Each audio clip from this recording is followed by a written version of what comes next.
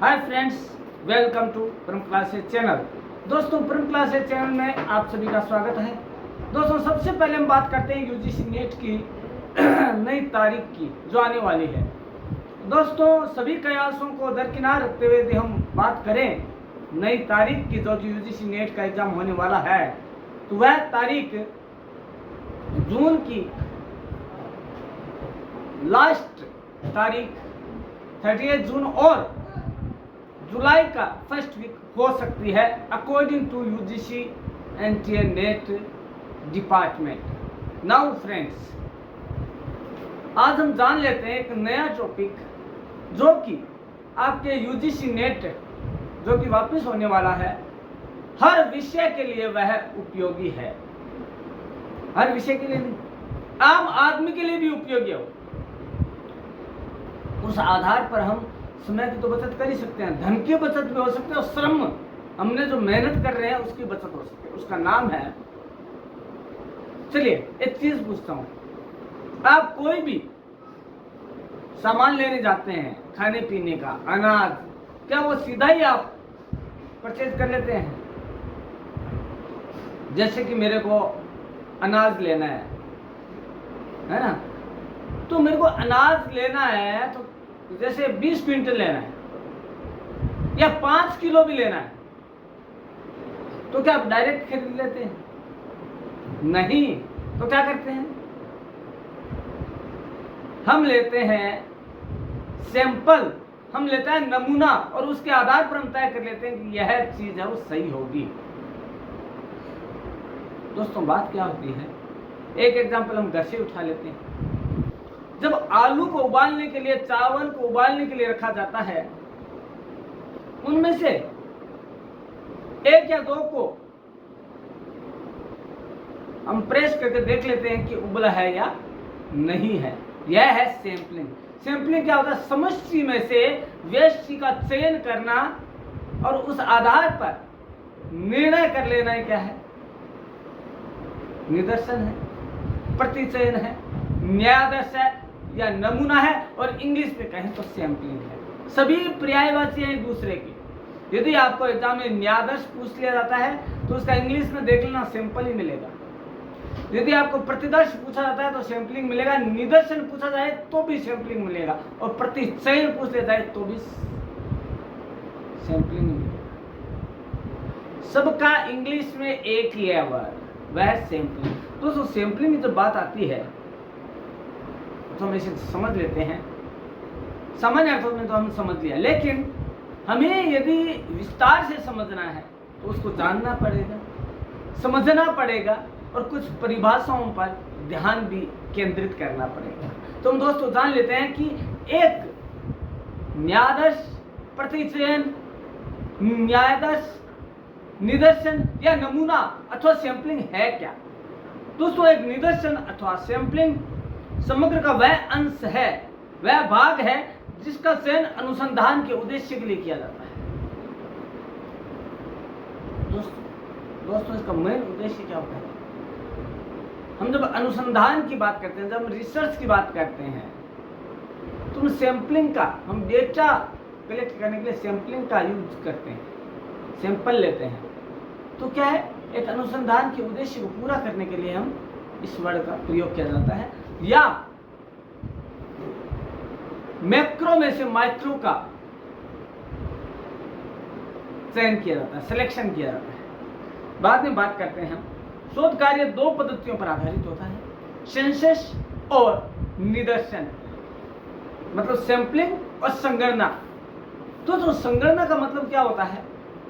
जैसा कि शब्द में ही है, जब हम समग्र को ही अनुसंधान के लिए काम में ले लें तो क्या होगा? संगणना होगी। समष्टि को ही अनुसंधान का जरिया बना ले, माध्यम बना ले, तो क्या होगा? संगणना विधि, सेंसस विधि। दोस्तों, सेंसस विधि, संगणना विधि में जहां पर विश्वसनीयता है, तो दोस्तों उसमें कई नुकसान भी है। एक तो समग्र का मिलना मुश्किल है, एक साथ एक जगह बैठाना मुश्किल है। दूसरा क्या है? समय की अधिकता लगती है, हर किसी से संपर्क करना, एक एक व्यक्ति से संपर्क करना, 100 में से 100 लोगों से संपर्क करना।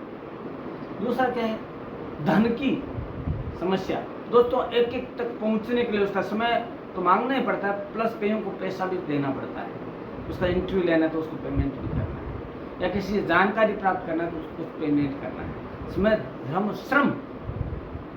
हर व्यक्ति के पास जाने के लिए 2-2 मिनट का टाइम लगेगा, 2-2 मिनट भी लगता है तो हमारा समय बहुत ज़्यादा बर्बाद होता है। दोस्तों संगणना विधि, समग्र का अध्ययन करना, अनुसंधान की दृष्टि से समय, धन व श्रम का नुकसान करना है, ये कहा जाता है। जबकि दोस्तों जब हम समग्र में से कुछ ही इकाइयों का एक छोटे प्रारूप का नमूना लेकर अध्ययन करते हैं तो वह दोस्तों एक तो हमारा उद्देश्य तो पूरा करते ही हैं, समय, धन व श्रम की बचत भी करते हैं और हम दूसरा काम भी कर सकते हैं दोस्तों। पर कोशिश ये की जाती है वह समग्र का भाग हो। जब हम किसी भी चीज का अध्ययन करते हैं, जैसे कि एक अमुक समाचार पत्र पढ़ने वाले लोगों की संख्या कितनी है, तो क्या होता है, कई बार इसका नुकसान भी हो जाता है। मैं बताऊं आपको कैसे होता है, ये ध्यान से नहीं किया जाए तो। नहीं तो निदर्शन है, वो सबसे बढ़िया तकनीक है अनुसंधान की। एक वार्ड है, हम उसमें गए, हमने 1-2 घरों में पता किया कि कितने लोग हैं जो भास्कर पढ़ते हैं इस घर के अंदर, या अमुक न्यूज़पेपर पढ़ते हैं। तो उन्होंने कहा इतने पढ़ते हैं, दूसरे न्यूज़पेपर का बताया। तो हमने क्या सोचा कि इस गली में, इस वार्ड में इतने लोग हैं, 2-3 घरों का सर्वे किया, हमने सैंपल ले लिया कि इन 2-3 घर में कर लेते हैं। दोस्तों जरूरी नहीं हो सकता है आगे घर बंद ही हो सकता है आगे के मकानों में कोई रहता ही नहीं हो। दोस्तों होता क्या है, कई बार सैंपलिंग है वो नुकसानदेह भी हो जाता है, हमारे परिणाम सही नहीं आते, क्योंकि दोस्तों कई स्थितियां हो सकती है, देश काल और परिस्थिति के अनुसार वह संख्या बदलती रहती है।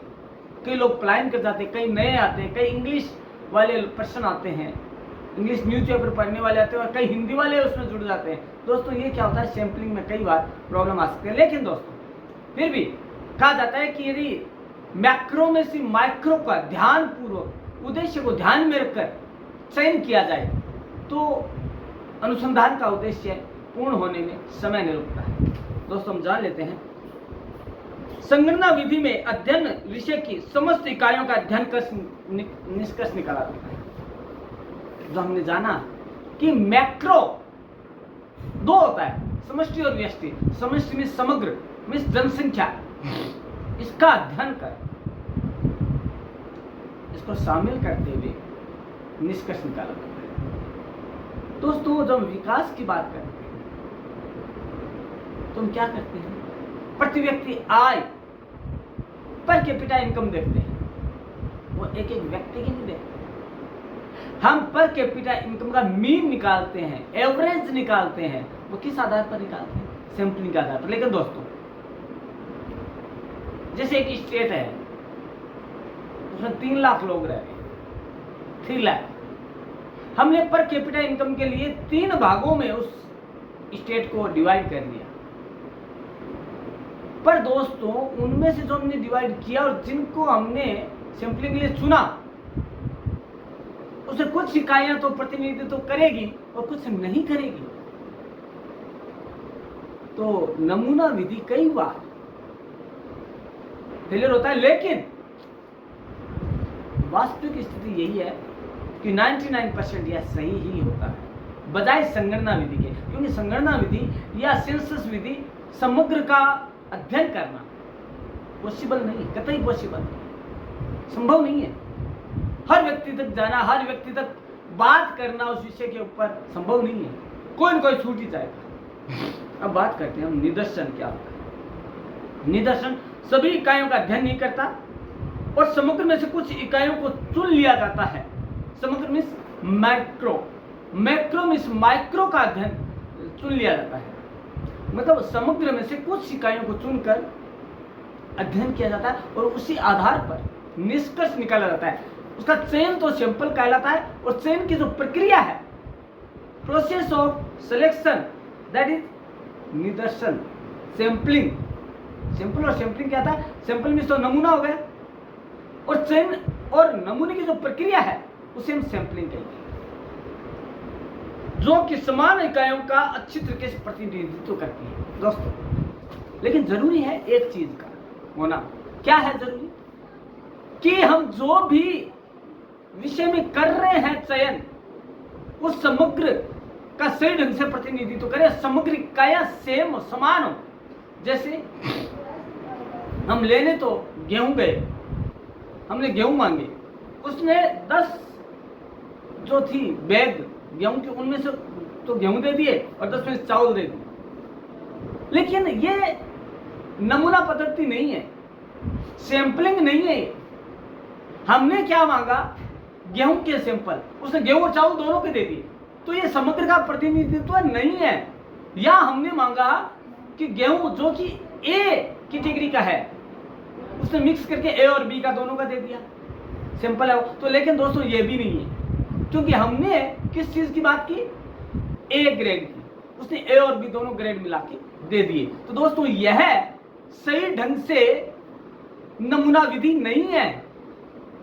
सही ढंग से नमूना विधि कब होती है? जब उसका समग्र का जो है प्रतिनिधित्व सही करे, सही ढंग से किया जाए, वह है नमूना विधि या प्रतिदर्श, न्यायदर्श, निदर्शन या प्रतिचयन। उसके बाद बात करते हैं, इससे शोधकर्ता अपना ध्यान समग्र मतलब समष्टि पर केंद्रित न करते हुए उसके भाग पर करता है, उसके अंश पर करता है, क्योंकि उसे पता है कि जो अंश है, जो भाग है या जो इकाइयां है, वो समग्र का प्रतिनिधित्व कर रही है। तो उसे समग्र पर जाने की जरूरत ही नहीं है। उसे समग्र के अध्ययन की बजाय अपना ध्यान उन कुछ इकाइयों पर केंद्रित करना है जो कि उनका प्रतिनिधित्व कर रही है। तो क्या होगा? समय, धन व श्रम की बचत तो होगी, साथ ही उद्देश्य की पूर्ति भी जल्दी ही होगी, जिसको ध्यान में रखकर समग्र का अध्ययन किया जा सकता है। कम समय में समग्र का अध्ययन यदि करना है तो हमें करना क्या होगा? समग्र में से कुछ इकाइयों का चयन करना होगा। लेकिन चयन करते समय ध्यान रखना है कि समग्र की इकाइयां समान हो। जैसा कि मैंने बताया, कोई भी एक प्रोडक्ट लिया हमने, अलग अलग ग्रेडिंग के होते हैं प्रोडक्ट में, उस ग्रेडिंग का समान इकाइयां होनी चाहिए। यदि हम जब सैंपलिंग लेते हैं तो सैंपल लेते हैं तो ऐसा नहीं कि 10 तो एक की हो गई, 10 बी ग्रेड की हो गई, 10 नहीं। हमने ए ग्रेड मांगा तो ए ही होना चाहिए, बी उसमें मिक्स नहीं होना चाहिए, तभी हम सही ढंग से जो है सैंपलिंग कर पाएंगे। उसके बाद आती है समग्र में से कुछ इकाइयों को चयन कर लेना, न्यायादर्श, नमूना, प्रतिचयन, निदर्शन या नमूना कहलाता है। ये चारों पांचों जो है ना, और इसे इंग्लिश में कहते हैं सैंपलिंग। ये सब एक दूसरे के पर्यायवाची शब्द है, सिनोनिम है, एंटोनिम नहीं है। सिनोनिम का मतलब होगा समानार्थी शब्द है, सबका अर्थ समान है। इसको अलग अलग नहीं समझना है, किसी भी नाम से पूछे। लेकिन हमें यदि हम कंफ्यूज है और क्वेश्चन आ रहा है तो हमें करना क्या होगा? हम इंग्लिश में देख लें, इंग्लिश में एक ही वर्ड है सैंपलिंग, और कोई दूसरा वर्ड नहीं है।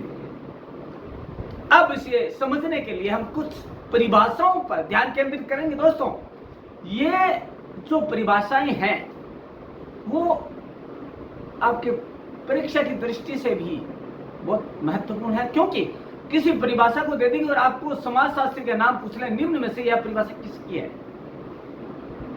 तो 4 नाम दे दिए आपको। उन चारों नामों में से एक को आपको चयन करना होगा, या एमसीक्यू वस्तुनिष्ठ प्रश्न होते हैं उनमें से एक का सही का चयन करना होगा, और वो है पीवी यंग। पीवी यंग ने क्या कहा है? एक सांख्यिकीय प्रतिदर्श संपूर्ण समूह है अथवा योग का ही एक अति छोटे आकार का चित्र या नमूना है। बहुत बढ़िया कहिए। जब हम समग्र का अध्ययन करते हैं तो उनमें से समग्र का अध्ययन नहीं करके नमूने के आधार पर हम उनमें से कुछ इकाइयां चुन लेते हैं, वो उसका छोटा रूप या प्रतिनिधित्व है छोटा सा, लेकिन प्रतिनिधित्व सबका करता है। जैसे एक बहुत ही उम्दा खिलाड़ी है हमारे देश में, एक है उम्दा है, तो किसका प्रतिनिधित्व कर रहा है? देश का कर रहा है। देश के 135 करोड़ देशवासियों का प्रतिनिधित्व कर रहा है वो एक व्यक्ति। दोस्तों, स्वामी विवेकानंद को कहा गया कि किसी भी देश का यदि आपको विकास का पता लगाना तो कैसे पता लगाएंगे आप, कैसे करेंगे आप विकास का पता? तो उन्होंने पता क्या कहा। अब देखना सैंपलिंग क्या है विवेकानंद की परिभाषा में। स्वामी विवेकानंद ने कहा कि यदि मेरे को किसी देश का विकास को जानना है, किसी देश की अर्थव्यवस्था या उसकी स्थिति को जानना है कि विकसित है, विकास है, विकासशील है या अर्ध विकसित है, तो मैं इतना ही पूछूंगा कि वहां की युवा पीढ़ी कैसी है और उनकी युवा पीढ़ी की आंखों में झांक कर देखूंगा बस, और मैं आपको बता दूंगा कि यह देश विकसित है, विकासशील है या अर्ध विकसित है या अविकसित है। तो जो ये नमूना है ना, कितना परफेक्ट नमूना लिया स्वामी विवेकानंद। युवा वह शक्ति है जो किसी भी देश के निर्माण में अपनी भूमिका का अहम योगदान देती है। यह है प्रतिदर्श होना, यह है नमूना होना। उन्होंने क्या कहा? किसी भी देश का, सभी देशों का नहीं, स्वामी विवेकानंद ने यह कहा है किसी एक देश का। तो एक देश की समग्र जनसंख्या हो गई, संगणना क्या है? समग्र जनसंख्या, और उसमें से कुछ का चयन, कुछ कौन हो गया? युवा पीढ़ी। उस युवा पीढ़ी को देखकर वो विकसित, अविकसित या विकासशीलता का नमूना आपके सामने पेश कर सकते हैं। यह है दोस्तों भारतीय दर्शन के अनुसार, स्वामी विवेकानंद के अनुसार, जो कि युवाओं के प्रेरणा स्रोत है, उनके अनुसार सैंपलिंग की परिभाषा। दोस्तों अब जान लेते हैं हम गुडेल हट, जो कि शोध के अंदर एक नामचीन नाम है, एक ख्याति लब्ध नाम है। उनके अनुसार प्रतिदर्श, जैसे कि नाम से जाना जाता है, यह विस्तृत समूह का छोटा प्रतिनिधि है। दोस्तों हम बात करते हैं इलेक्शन के समय की। इलेक्शन में एक्स पार्टी है, एक्स पार्टी अपने एक व्यक्ति को टिकट देती है, वो सभी को क्यों नहीं देती? That is not possible. दोस्तों सभी लोगों का यह मानना है कि जिस व्यक्ति को उन्होंने चुनकर टिकट दी है वो उस पार्टी का प्रतिनिधित्व कर रही है, और उस व्यक्ति के गुणों के आधार पर, उस व्यक्ति के लक्षणों के आधार पर, और उस व्यक्ति के मिलनसारिता या उसके जो गुण है उसके आधार पर ही यह तय किया जाएगा कि वो जीतेगा या हारेगा। वो प्रतिनिधित्व किसका कर रहा है? पार्टी का, दल का, पक्ष का या विपक्ष का प्रतिनिधित्व कर रहा है। चलो पार्टी जीत गई या हार गई, लेकिन कई बार विपक्ष का नेता चुनकर सामने ला दिया जाता है कि ये हमारे अपोजिशन का लीडर रहेगा। उसके आधार पर भी देश के विकास की नींव रखी जाती है। पक्ष है ना, वो तो मनमानी करेगा, लेकिन यदि अपोजिशन का लीडर सशक्त है तो वो उसकी नकेल कसकर रख सकता है। ये होती है सैंपलिंग। हम देखिए रटने की बजाय जितना हम इसे इजी वे में जानेंगे ना सैंपलिंग को, उतना ही ज्यादा हमारे दिमाग में बैठेगा। दोस्तों हम बात कर लेते हैं और परिभाषाओं की, जिसमें हम जान लेते हैं करलिंगर। करलिंगर भी एक बहुत अच्छा नाम है समाजशास्त्रियों में। उन्होंने कहा है किसी जनसंख्या या समष्टि से उसके प्रतिनिधि स्वरूप में से एक अंश चुन लेने की प्रक्रिया को ही निदर्शन कहते हैं। समग्र या जनसंख्या या संगणना में से एक भाग को चुनकर उस आधार पर यह समझ लेना कि उसमें वही विशेषताएं हैं, वही गुण है जो कि समग्र का है, और उसी आधार पर अध्ययन करना क्या है? सैंपलिंग मेथड है। अतः हम निष्कर्ष रूप में कह सकते हैं कि निदर्शन किसी विशाल समूह है, समग्र या योग का एक अंश है जो कि समग्र का प्रतिनिधित्व करता है, अथवा उसमें वही विशेषताएं हैं जो कि समग्र की है। बात स्पष्ट हो जाती है कि हम जब किसी भी सैंपल का निर्धारण करते हैं, लेते हैं या चयन करते हैं सैंपल का, तो हम ये सोचते हैं कि इसमें यही विशेषताएं होंगी जो कि हम समग्र में देख रहे हैं। ऐसा नहीं होने पर समग्र या जो सैंपल की विधि है उसमें से विश्वास उठ जाता है। लेकिन दोस्तों फिर भी मैं यही कहूंगा कि जो सैंपलिंग है, अनुसंधान की जो पद्धति है, वो सबसे बढ़िया है। वापिस कहूंगा, समग्र अध्ययन समय धन व श्रम की बचत और ध्यान केंद्रण, ये सारा केवल सैंपलिंग से ही संभव है। समग्र का अध्ययन नहीं किया जा सकता दोस्तों। हम सोचें कि हम फील्ड में जाकर समग्र का अध्ययन कर ले, नहीं है संभव, कतई संभव नहीं है, क्योंकि समय धन व श्रम की जो है वो इसमें अधिकता होगी और वो हमारा नष्ट होगा, व्यर्थ ही गंवाया जाएगा। उसके बाद बात करते हैं कि बेस कौन से जिसके आधार पर हम निदर्शन का चयन करते हैं। तो हर चीज का कोई न कोई बेस होता है। कोई बच्चा पास होता है अच्छे नंबरों से, तो उसका भी एक बेस है कि उसकी क्लास में कैसे पढ़ाया गया है। 7 सब्जेक्ट है, उनमें से एक में वो अच्छा ढंग से पास हो रहा है। उसका बेस क्या है कि उसे अच्छी पढ़ाई करवाई गई है उस सब्जेक्ट में, या उस सब्जेक्ट में उसकी रुचि अधिक है। कोई न कोई तो बेस होगा। यही बेस एक सैंपलिंग में जरूरी है। सैंपलिंग में बेस क्या है, अहम जो है आधार क्या है उसका आधार अहम जानने के लिए हम ये जानेंगे इसके आधार। और आधार क्या है, समग्र की एक रूपता। अब देखो दोस्तों, वही चीज आ रही है घूम फिर कि जो हमने इकाई चुनी उसे समग्र का गुण होना चाहिए, समग्र की विशेषताएं उसमें कूट कर भरी हो। समग्र के अध्ययन की जो हम बात कर रहे हैं उद्देश्य है वो उससे हमारा पूरा होता हो।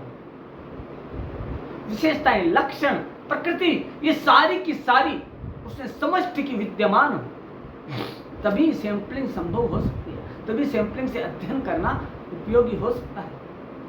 दोस्तों, हम समग्र में से नमूने का चयन क्यों करते हैं? क्योंकि हम सही ढंग से उसका कम समय में कम धन व्यय करते हुए समग्र का अध्ययन कर सके, हमारा श्रम भी कम लगे, मेहनत कम जाया हो, स्मार्ट वर्क हो उसके। हम इसे स्मार्ट वर्क की संज्ञा देते हैं। कुशलतापूर्वक कार्य नमूना विधि के द्वारा होता है, लेकिन तभी होगा जब समग्र की एक रूपता होगी, समानता होगी समग्र में। इस बात आती है प्रतिनिधिपूर्ण चयन, और यह आशा की जाएगी कि जो समान इकाई है उसका यह प्रतिनिधित्व कर रहा है। दोस्तों, होता क्या है, सही ढंग से प्रतिनिधित्व करना और प्रतिनिधित्व करना दोनों अलग है। एक वस्तु उतना हमने सैंपल लेने गए, उसने सैंपल दे दिया, ए ग्रेड का भी दे दिया, लेकिन उनमें से कई गीला था, कई सूखा था, कई पुराना था, कई नया था, लेकिन ए ग्रेड ही है, तो सही ढंग से नहीं हुआ। प्रतिनिधित्वपूर्ण चयन कब होगा, जब सही ढंग से किया गया हो, सही ढंग से उसका चयन हो, उसमें सारी विशेषताएं अपने समग्र की हो, अधिक परिशुद्धता की संभावना। दोस्तों, होता क्या है, सैंपलिंग में हम आशा नहीं कर सकते कि संपूर्ण संभावना है परिशुद्धता, लेकिन आशा को हम बदल सकते हैं पॉसिबिलिटी में। यह है, हम ध्यान पूर्वक देखेंगे कि कौन सी तो अच्छी क्वालिटी का, कौन सी बी ग्रेड का, हम अलग अलग रख लेंगे, उनमें से हम चयन करेंगे, तो क्या होगा, संभावना अधिक होगी परिशुद्धता की, और हम हमारा जो उद्देश्य है अनुसंधान का वो पूरा कर पाएंगे। ये तब कर पाएंगे जब हम सही ढंग से उसका चयन कर पाएंगे, और हम तभी कर पाएंगे जब उसमें समष्टि की सारी विशेषताएं मौजूद होगी। एक ही वस्तु की 4 ग्रेडें एक साथ ले लेना यह नमूना नहीं है, ये काम चला हुआ कार्य। दोस्तों, हमने जो नमूना लिया वही सामान हमें मिलना, यह है प्रतिदर्श, यह है नमूना, यह है निदर्शन, यह है प्रतिचयन, यही है सिर्फ। इसके अलावा यदि हमें दूसरा क्वालिटी का मिलता है, हम देखते कुछ हो रहा है, मिलता कुछ हो रहा है, तो दोस्तों यह नमूना विधि नहीं है, यह फ्रॉड है। दोस्तों, अब हम जान लेते हैं कि एक अच्छे प्रतिदर्श की विशेषताएं क्या है, एक प्रतिचयन की विशेषता विशेषताएं क्या है, characteristics of a good sample या सैंपलिंग की विशेषताएं क्या क्या विशेषताएं होनी चाहिए उसमें। पहले है जनसंख्या का प्रतिनिधित्व करना चाहिए उसमें। जो समग्र है, जनसंख्या का मतलब क्या होगा, सेंसस या समग्र का प्रतिनिधित्व, लीडरशिप करता होना चाहिए। हम किसी पार्टी के एक व्यक्ति को चुनकर भेजते हैं, वो क्या है, लीडर है समग्र का, जो उस पार्टी में लोग हैं, जितने भी लोग हैं उन सबका प्रतिनिधित्व करेगा। हम ये मानते हैं कि उसमें सभी गुण वही होंगे जो उस पार्टी के गुण हैं या उस प्रोडक्ट के गुण है, वो उसमें गुण होंगे। देखिए एक एड आता है किसी भी चीज, टूथपेस्ट का ले लीजिए, क्या वो पूरी ट्यूब है वो ब्रश में काम लेते हैं? नहीं, वो क्या करते हैं, एक हल्का सा अंश लेकर ब्रश पे लेते हैं, उस दांत को हम साफ करते हैं। हम रोजाना पूरी ट्यूब काम में नहीं लेते हैं, उनमें से एक अंश काम में लेते हैं और हम उस आधार पर पता लगा लेते हैं कि यह टूथपेस्ट कैसा है।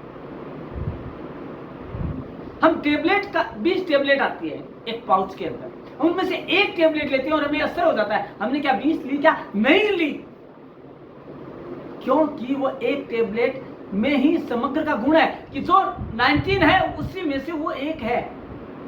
इसके अलावा जब हम सिरप में से एक 5 ml सिरप हम लेते हैं एज ए मेडिसिन, तो हमें असर होता है। हमने पूरी सिरप की बोतल तो नहीं ली, वो क्योंकि वो उसका प्रतिनिधित्व कर रही है, अन्यथा क्या होता, असर नहीं होता, हमारे ऊपर इफेक्ट नहीं होता और हमारी डिजीज है वो सही नहीं होती। उसके बाद आती है प्रतिदर्श का उचित आकार होना चाहिए। डॉक्टर हमें कहता है कि 10 ml लेना है, क्या लेनी है, सिरप। हम क्या कहते हैं, डॉक्टर साहब क्या ज्यादा ले सकते हैं? तो डॉक्टर क्या कहता है, आपको ज्यादा नींद आएगी यदि आपने ज्यादा ले ली तो, और कम ले ली तो आप पे असर नहीं होगा। तो डॉक्टर क्या कहता है, 10 ml ही लेना है। वो आकार जो है प्रतिदर्श का वो कितना है, 10 ml है। दूसरी बात, हम कोई भी अनाज लेने जाते हैं, तो क्या हमें वो 2 किलो दे देगा? नहीं देगा ना, वो हमें 2 ग्राम देगा। हमें वो उचित इकाई देगा जिसके आधार पर हम पता लगा सकते हैं कि उसमें गुण क्या, वो कैसा है। इसी प्रकार से किसी भी इंस्टीट्यूट में, जैसे ऑनलाइन कोचिंग है, परम क्लासेस, यह पढ़कर बच्चे पास होते हैं, अच्छी सफलता प्राप्त करते हैं, चाहे 100 में से 10 कोई हो, तो लोग जो 10 है ना, वो उस चैनल का प्रतिनिधित्व करेंगे परम क्लासेस का, कि यह चैनल देखकर हम सफल हुए या हमें जेआरएफ नेट हुआ है।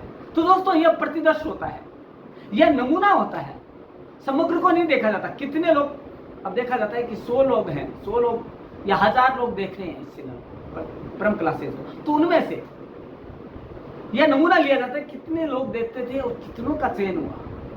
10 का भी चयन हो तो हम क्या मानेंगे कि नहीं, क्योंकि उसके अंदर सीट ही 25 थी, 25 में से 10 का चयन होना बहुत बड़ी सफलता होती है। दोस्तों ये क्या होता है आपको मैं बता दूं, यह नमूना विधि है, क्योंकि उसमें समग्र का गुण है, उस चैनल का गुण है कि उस चैनल में क्या क्या चीजें पढ़ाई गई, आपको किन किन चीजों पर ध्यान केंद्रित किया गया। उसके बाद बात आती है इकाई को चुने जाने की समान संभावना है। देखिए एक सिरप है, वो मिक्स है सारी, तो उस मिक्स में से हम एक ढक्कन ले लेते हैं, 5 ml ले लेते हैं, 10 ml ले लेते हैं, तो समग्र में से एक जो 10 ml है वो हम समग्र में से ले रहे हैं। ऐसा नहीं है कि नीचे से लिया ऊपर से लिया, या किस बैग में से हमने अनाज लिया है, समग्र में से सभी के चुने जाने की संभावना है। ऐसा नहीं है कि हम पक्षपात करेंगे। उसके बाद है प्रति चयन पक्षपात रहित होना चाहिए। उसमें क्या होगा, सभी को चुनने की संभावना होगी, और जो कार्य होगा हमारा वह ऑथेंटिक होगा। ऑथेंटिक मींस विश्वसनीय होगा।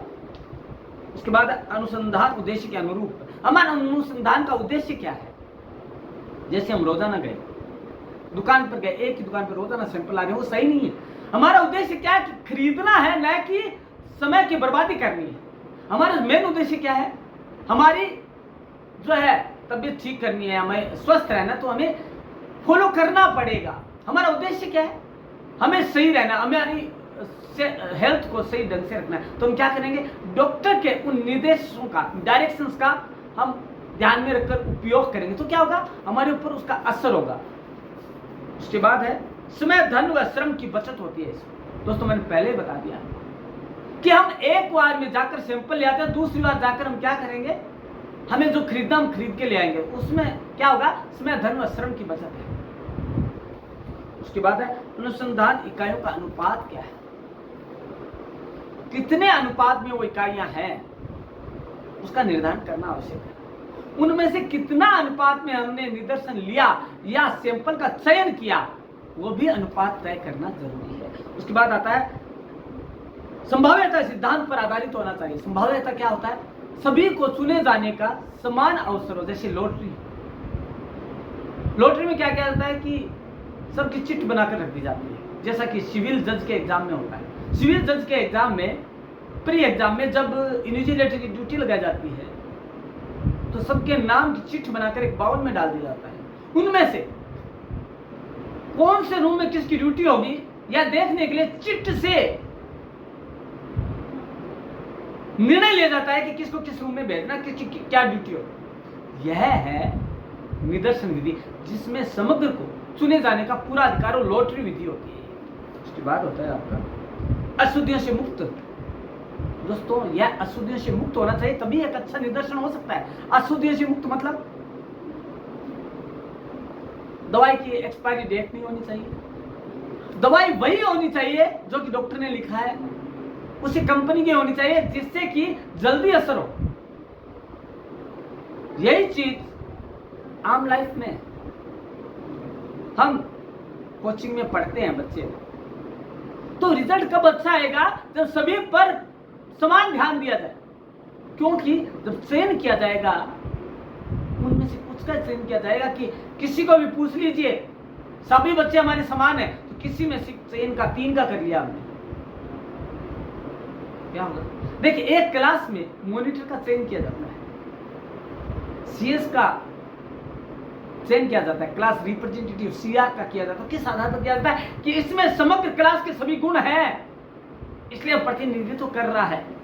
उसके बाद है तर्क पर आधारित होना चाहिए, तार्किक, कि यह समग्र का कैसे कर रहा है प्रतिनिधित्व, इसका तर्क पर आधारित होना चाहिए कि हाँ ये सही है, हमने उस बैग में से लिया है। ये जो बोतल, कई बार क्या होता है, कोई दवाई लेने से बेड इफेक्ट भी हो जाता है।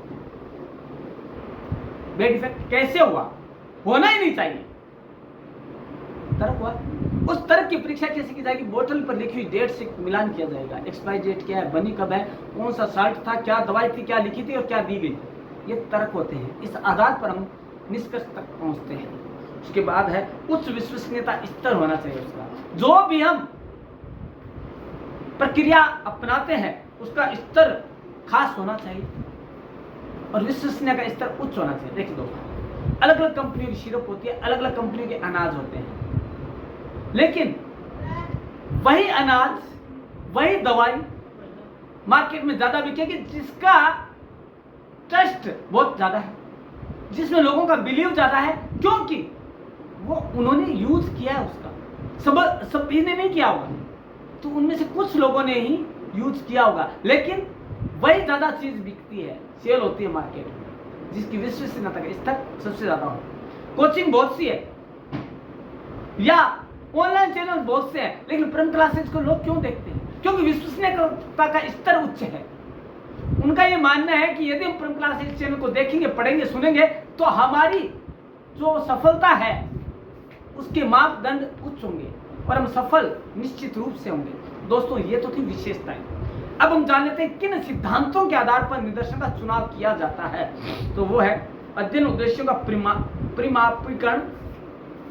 परिमाप करना मेन सिद्धांत है इसका, जिसके आधार पर हम इसका करते हैं। दूसरा समष्टि का स्पष्ट कर, समग्र को स्पष्ट करना। जैसे क्या है कि किसी भी चीज का यदि कोई प्रतिनिधित्व कर रहा है तो उसको यह बताना जरूरी है कि हमारी पार्टी, हमारा दल है वो देश सेवा के लिए बना है, देश सेवा, जनता की सेवा के लिए बनाए, हम देश की सेवा करना चाहते हैं। यह समग्र की विशेषता, तो ये सिद्धांत भी है। उसके बाद स्रोत की सूची बना लेना, एक लिस्ट बना ली जाती है कि कहां से हमें चीज मिलेगी, कहां से हमें आंकड़े मिलेंगे, कहां से वो हमें ये वस्तुएं मिलने की संभावना है, उसकी सूची बना ली जाती है। उसके बाद है प्रतिदर्श इकाइयों का निर्धारण करके, कौन कौन सी इकाइयां निर्धारण होगी। अब जैसे किसी डॉक्टर के पास गए, हमने कहा कि ये बोतल है, उनमें से हमें कितना लेना है, तो क्या कहेगा कि यंग एज वाले तो 10 ml ले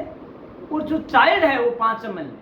ये निर्धारण है इकाइयों का, प्रतिदर्श इकाई का निर्धारण होना है समग्र में से। उसके बाद है प्रतिदर्श के आकार का निर्धारण, कितना आकार है, 5 ml है, 10 ml है, 15 ml है, ये आकार है, साइज है। उसके बाद है अर्थपूर्ण में आवश्यक आंकड़ों का चयन करना। अब हम मार्केट में पता करेंगे, मेडिकल वाले के पास गए, हमने कहा कि दवाई देना, तो वो क्या कहता है, दोस्तों भाई साहब सुनो, ये जो चीज है उसमें साल्ट वही है जो अन्य में है, तो दोनों कम है, तो सेम है, कोई सा भी ले लो, रेट कम है इसकी और उसकी ज्यादा है। तो दोस्तों क्या किया जाता है, उसमें आवश्यक आंकड़ों का चयन किया जाता है। हम कहेंगे तो क्या ये नहीं लेनी चाहिए, हम डॉक्टर के पास जाएंगे तो डॉक्टर क्या कहेगा, सबसे ज्यादा तो लोग इसी को यूज करते हैं। अब आपकी इच्छा आप कौन सा करते हैं, मैं तो यही आपको प्रिस्क्राइब करूंगा या आपको यही सलाह दूंगा कि आप ये वाला प्रोडक्ट यूज करें। उसके बाद बात आती है आवश्यक शुद्धता की मात्रा का पूर्व निर्धारण। आवश्यक मात्रा का पूर्व निर्धारण क्या होता है, मात्रा, एक दिन में कितना ml दवाई लेंगे कि हम ठीक हो जाएंगे, 3 बार लेंगे तो हमें कुछ डॉक्टर कहता है कम से कम 3 दिन यूज करें, या कोचिंग वाला कहता है कम से कम 6 महीने आपको मेरे पास पढ़ना पड़ेगा, तब जाकर आपकी सफलता की गारंटी है। या दुकान वाला कहता है कि यदि आपको सैंपल लेना है तो कुछ ज्यादा लीजिए ताकि आपको पता लगा सके अब उसका यूज करके कि ये सही है या नहीं है। उसके बाद आता है मापन विधि का परिभाषीकरण। हम मापन किस विधि से करेंगे वही बताना पड़ेगा। सैंपलिंग में भी कई तरह के होते हैं, प्रोबेबिलिटी, नॉन प्रोबेबिलिटी। प्रोबेबिलिटी में क्या होता है, सभी को संभावना होती है सभी के चुने जाने की। नॉन प्रोबेबिलिटी में क्या होता है, उसमें पक्षपात होता है, किसी को चुन लिया गया, किसी को छोड़ दिया। ऐसा जो है देव निदर्शन, जिसको हम प्रोबेबिलिटी, संभाव्य निदर्शन कहते हैं, यादृच्छिक निदर्शन कहते हैं, उसमें संभव नहीं है। उससे संभव है सभी के समान चुने जाने के अवसर हो, या सभी के चुने जाने के समान अवसर। हमें उस विधि का नाम बताना पड़ेगा। उसके बाद है निर्देश सूची का निर्धारण, किस आधार पर हमें चयन करना है। निर्देश क्या है, हम चुनते हैं तो क्या चीजों का ध्यान में रखना है। अब डॉक्टर हमें चेक करता है तो वो लिखता जाता है दिमाग में कि भैया इसको क्या प्रॉब्लम है, इसको कौन सी दवाई देनी है। वो हमसे पूछता जाता है कितने दिनों से है, क्या है, क्या आपको दवाई दी जाए, तो वो उसी के अनुसार हमारा ट्रीटमेंट करेगा। उसके बाद है प्रति चयन विधि का चयन। हम कौन सी विधि का चयन करें ताकि हमारा काम जल्दी हो जाए। लॉटरी करें, कार्ड विधि करें, टिपेट करें, टीआरपी करें, कौन सी विधि। दोस्तों यह अनुसंधान के अनुरूप ही इसका चयन किया जाता है। अनुसंधान का उद्देश्य क्या, उसी के अनुरूप हम विधि का चयन करेंगे, अन्यथा हमारा अनुसंधान का उद्देश्य पूरा नहीं होगा और समय व धन की बर्बादी होगी।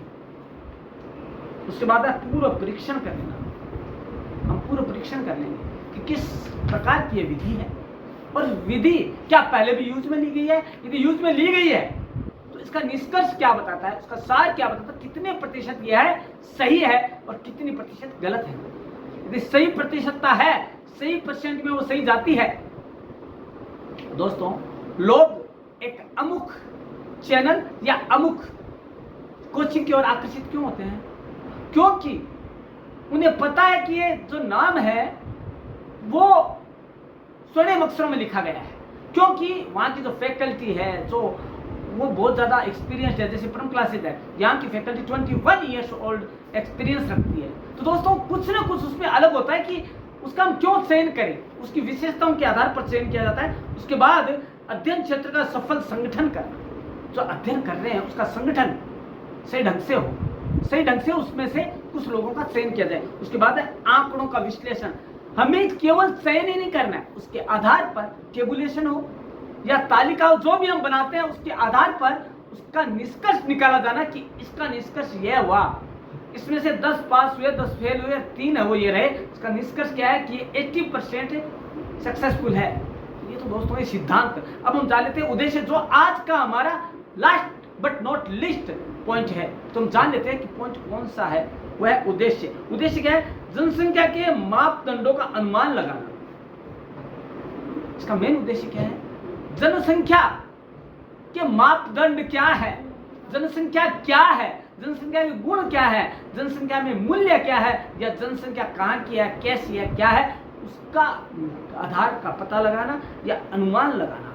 हम क्या करेंगे, उनमें से जब चयन करेंगे तो हम ये सोचेंगे कि उसी का एक भाग है, उसी में से प्रतिनिधित्व कर रही है। उसके बाद समग्र के बारे में कथनों की वैधता, समग्र तो ले लिया हम, लेकिन क्या यह सही है, उसका भी हम प्रतिनिधित्व कर रही है उसका, तो हम उसका निरीक्षण करेंगे, परीक्षण करेंगे, क्योंकि पहले भी अध्ययन हो चुके होंगे, उस आधार पर भी हम निरीक्षण कर सकते हैं। उसके बाद आता है समय के साथ जनसंख्या में परिवर्तनों की जांच करना। दोस्तों ये नमूना क्या करता है, समय के साथ समय काल परिस्थिति के अनुसार, देश काल परिस्थिति के अनुसार जो परिवर्तन हुए हैं, उसमें भी यह हमारी हेल्प करता है।